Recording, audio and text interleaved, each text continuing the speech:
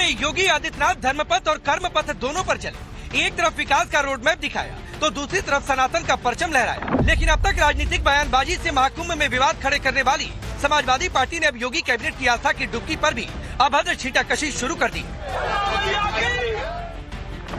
भले ही समाजवादी पार्टी के मुखिया अखिलेश यादव अब तक महाकुंभ में आस्था की डुबकी लगाने नहीं आए, लेकिन महाकुंभ में स्नान को लेकर उनकी पार्टी की तरफ से भद्दी और अमर्यादित टिप्पणी जरूर आ गई। योगी कैबिनेट के महाकुंभ स्नान पर अभद्र भाषा का इस्तेमाल कर समाजवादी पार्टी ने सनातन विरोध में लक्ष्मण रेखा पार कर दी। समाजवादी पार्टी के मीडिया सेल ने सोशल मीडिया पर कई पोस्ट शेयर किए। एक पोस्ट में अभद्र भाषा का इस्तेमाल कर लिखा, सड़क छाप तरीके से गंगा मैया की मर्यादा को तार तार करके भाजपाइयों ने अपने संस्कार प्रदर्शित किए। इन्हें न धर्म का ज्ञान है न मर्यादा का भान है, बस ये धर्म का ढोंग करते हैं। क्या आस्था की डुबकी लगाना समाजवादी पार्टी के लिए सड़क छाप छपरी लड़कों का काम है? क्या समाजवादी पार्टी को सनातन से इतनी चिढ़ हो गई है कि वो सड़क छाप भाषा पर भी उतर आए? क्या मोदी योगी के विकास से मुकाबला नहीं कर पा रहे? मोदी योगी की सनातनी आस्था से नहीं लड़ पा रहे? वहीं महाकुंभ में सनातनी बोर्ड बनाने और वक्फ बोर्ड को खत्म करने की मांग उठने लगी। सवाल है कि क्या समाजवादी पार्टी को इसीलिए सनातन से इतनी चिढ़ है? सपा कुंभ को लेकर के पहले अपमानजनक टिप्पणियां कर रही थी। गाली गलौज करना तो समाजवादी पार्टी के संस्कारों में है, लेकिन निर्वाचित कैबिनेट को आज लेकर के जिस तरह के शब्द इस्तेमाल किए हैं, मां गंगा की गोद में बच्चे पहुंचने के बाद मां मानते हैं और हालात के साथ उत्साह के साथ अगर वहां स्नान कर रहे हैं तो ये समाजवादी पार्टी को नागवार गुजर रहा है। समाजवादी पार्टी ने कभी गंगा मैया को अपनी मां माना होता तो शायद वो इस तरह की बात न कहते, लेकिन समाजवादी पार्टी ने मजहबी तुष्टीकरण हमेशा करने का काम किया है। इसलिए आज उत्तर प्रदेश की योगी आदित्यनाथ सरकार का गंगा में स्नान करना, संगम में स्नान करना उनको नागवार गुजर रहा है। समाजवादी पार्टी की भावना सनातन विरोधी है। उनकी भावना भगवा से नफरत करने की। वो इस बात से चिढ़े हुए हैं कि सनातन की संस्कृति की महानता महाकुंभ में दिख रही। इस चिढ़ और घृणा इस हद तक पहुंच गई है कि अब वो हमारे साधु संतों को अपमानित कर रहे हैं। उनका इतिहास मठाधीश हमारे संतों के लिए कहा गया है।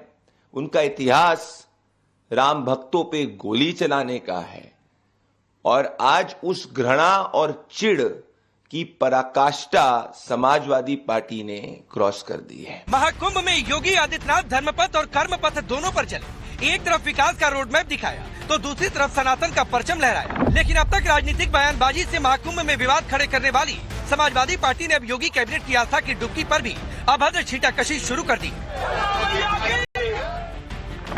भले ही समाजवादी पार्टी के मुखिया अखिलेश यादव अब तक महाकुंभ में आस्था की डुबकी लगाने नहीं आए, लेकिन महाकुंभ में स्नान को लेकर उनकी पार्टी की तरफ से भद्दी और अमर्यादित टिप्पणी जरूर आ गई है। योगी कैबिनेट के महाकुंभ स्नान पर अभद्र भाषा का इस्तेमाल कर समाजवादी पार्टी ने सनातन विरोध में लक्ष्मण रेखा पार कर दी है। समाजवादी पार्टी के मीडिया सेल ने सोशल मीडिया पर कई पोस्ट शेयर किए। एक पोस्ट में अभद्र भाषा का इस्तेमाल कर लिखा, सड़क छाप तरीके से गंगा मैया की मर्यादा को तार तार करके भाजपाइयों ने अपने संस्कार प्रदर्शित किए। इन्हें न धर्म का ज्ञान है न मर्यादा का भान है, बस ये धर्म का ढोंग करते हैं।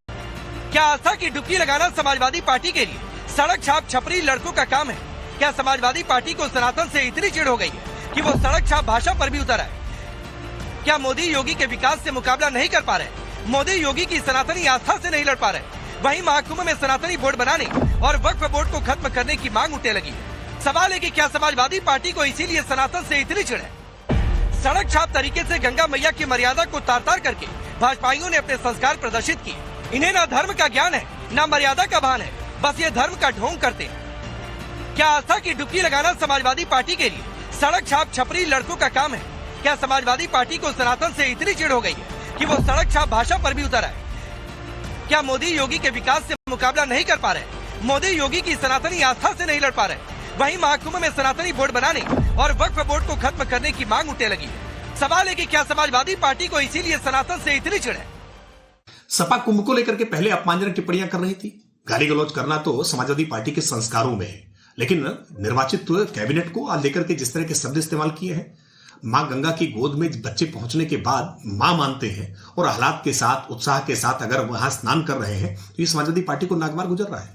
समाजवादी पार्टी ने कभी गंगा मैया को अपनी मां माना होता तो शायद वो इस तरह की बात न कहते, लेकिन समाजवादी पार्टी ने मजहबी तुष्टीकरण हमेशा करने का काम किया है। इसीलिए आज उत्तर प्रदेश की योगी आदित्यनाथ सरकार का गंगा में स्नान करना, संगम में स्नान करना उनको नागवार गुजर रहा है। समाजवादी पार्टी की भावना सनातन विरोधी है। उनकी भावना भगवा से नफरत करने की। वो इस बात से चिढ़े हुए हैं कि सनातन की संस्कृति की महानता महाकुंभ में दिख रही। इस चिढ़ और घृणा इस हद तक पहुंच गई है कि अब वो हमारे साधु संतों को अपमानित कर रहे हैं। उनका इतिहास मठाधीश हमारे संतों के लिए कहा गया है। उनका इतिहास राम भक्तों पे गोली चलाने का है और आज उस घृणा और चिढ़ की पराकाष्ठा समाजवादी पार्टी ने क्रॉस कर दी है। इतना ही नहीं, अखिलेश यादव ने कल योगी कैबिनेट की महाकुंभ में हुई बैठक पर सवाल उठाए। उसके बाद सोशल मीडिया पर तंज कसते हुए लिखा, त्रिवेणी को करे प्रणाम और रखे नहान का मान। अखिलेश यही नहीं रुके, आज फिर अखिलेश ने योगी सरकार पर हमला बोला और सोशल मीडिया पर लिखा, झूठ न बोलो गंगा के तट, न करो घोषणा बिन बजट। अब सवाल है, क्या योगी सरकार के कैबिनेट के फैसले अखिलेश यादव को झूठ लग रहा है? बीजेपी ने समाजवादी पार्टी पर करारा हमला बोला और सफाई महोत्सव की याद दिलाई। बीजेपी ने कहा, इफ्तार में जाने वाले और हज हाउस बनाने वालों को महाकुंभ में कैबिनेट बैठक से पेट में दर्द हो रहा। महाकुंभ में कितने बड़े निर्णय लिए गए विस्तार के लिए, विकास के लिए, उत्तर प्रदेश के लिए। इससे कोई पवित्र चीज हो सकती है कि कुंभ जैसे क्षेत्र से इतने बड़े बड़े निर्णय लिए जाए पूरे प्रदेश के लिए? पर उस पर भी सैफई में नाच गाना करवाने वाले लोग कहते हैं कि यहां से नहीं होना चाहिए था। जो टोपी लगा लगाकर स्टेट स्पॉन्सर्ड इफ्तार में जाने वाले लोग और हज हाउस बनाने वाले लोग, वो कहते हैं महाकुंभ में कैबिनेट मीटिंग या उस क्षेत्र में कैबिनेट मीटिंग क्यों हो गई? ये इनका दोहरा चरित्र है। उनके पेट में बिला वजह दर्द हो रहा है। मेरा उनको सुझाव है कि वो प्राइमरी उत्तर प्रदेश के किसी प्राइमरी विद्यालय में एडमिशन ले लें। गणित वगैरह हम लोग अच्छे से पढ़ा देंगे।